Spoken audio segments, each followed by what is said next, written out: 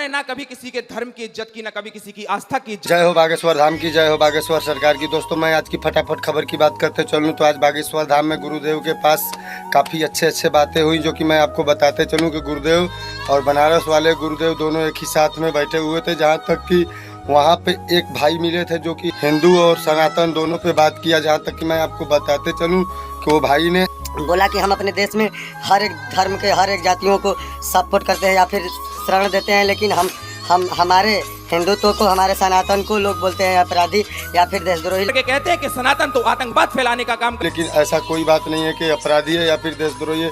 गुरुदेव ने इन बातों को सुनकर काफ़ी ज़्यादा प्रसन्न हुआ और कम से कम वहाँ पे काफ़ी ज़्यादा भक्त थे और उन भक्तों के बीच में वो भाई ने काफ़ी अच्छी हिंदुत्व के बारे में बोला।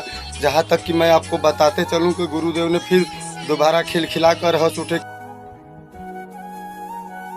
हमें पढ़ाया जाता है कि कुतुब मीनार का ये बनवाया है, ताजमहल ये बनवाया है, लाल किला ये बनवाया है, लेकिन यहाँ पे हम लोगों को ये नहीं पढ़ाया जाता है कि राम मस्जिद कब टूटकर बाबरी मस्जिद बन गई।